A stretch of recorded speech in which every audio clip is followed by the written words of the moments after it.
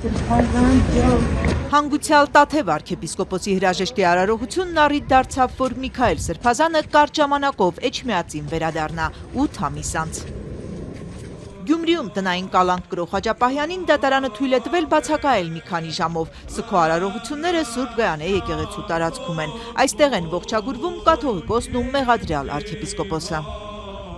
Հեռանալիս Միքայել Սրբազանը փորձում է խոնարհվել, համբուրել վեհափառի աչը, բայց վերջինս թույլ չի տալիս։ Սա ըստ Տեր Վրդանես քահանայի հավասարության, սիրո եւ հարգանքի դրսեւորում է։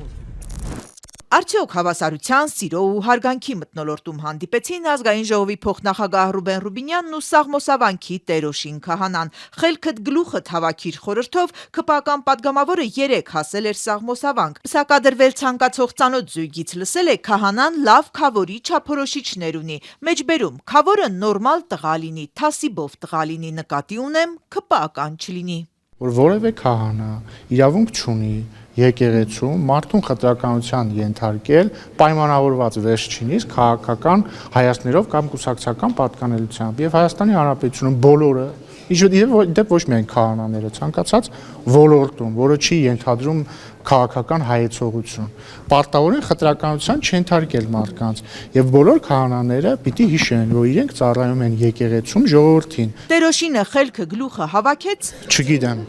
Քահանային նաև քրեական օրենսգրքի մասին է հիշեցրել։ Սպառնալիք է Ռուբինյանն ինքը վստահ է ոչ, Տերոշինինն էլ մի քիչ ուրիշ ոչ է։ Որևիցե մի սպառնալիք ինչ չեն կարող սպառնալ։ Ազգային ժողովի փոխնախագահը համարում է, որ քահանան պառակտում է սերմանում։ Տերոշին քահանան հակված չէր պատմել, թե ինչ է ասել ինքը պսակադրվող զույգին, ապա ինչ են խոսել ԿՊԱ-կան բարձրաստիճան պաշտոնյայի հետ։ Իմ համար Սաղմոսավանքի հովիվն էլ է մեկ, ազգային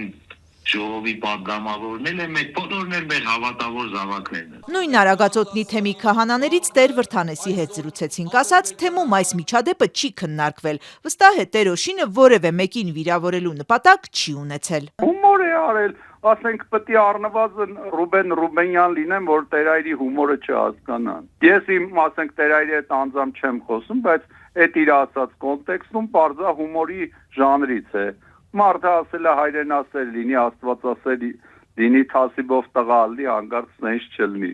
Դե պարզ չի, դա հումորային արտահայտություն է։ Քահանաներն ըստ կուսակցական պատկանելության են պսակ մկրտություն անում։ Մեզ համար մարդն է կարևոր, ասում է Տեր Վրդանեսը ու Ռուբինյանից հարգանք պահանջում։ Վերջինս Տերոշինի վերաբերյալ գրառման մեջ գրել էր. «Պառակտիչ կտրիչ Ներսիսյանը պիտի դուրս շպրտվի եկեղեցուց»։ Ամենայն հայոց կաթողիկոսի անձնագրում գրված է Գարեգին II տեղյակ է պահում քահանան։ Ռուբեն Ռուբենյանը հետո եղավ, որ իմ հայրապետին դիմում է կտրիչով։ Սա իր հարգալից վերաբերմունքն է։ Ռուբինյանն ինքն է ասել, թե ով է։ 176 տարի առաջ Սաղմոսավանքում հոգևոր հովիվ Տերոհանը նրա պապն է։ Բայց այնպես չէ, որ օրենսդիր մարմնի փոխխոսնակը միայն այս վանքից ստացած ահազանգերն է հետաքննելու։ Եթե ձեզ որևէ հոգևորական պայմանավորված ձեր քաղաքական հայացքներով խտրականության կենթարկի, գրեք ինձ։ Տեր Վրդանես քահանան զգուշացում ունի, բյուրականում դեպի եկեղեցի տանող ճանապարհը շատ վատն է։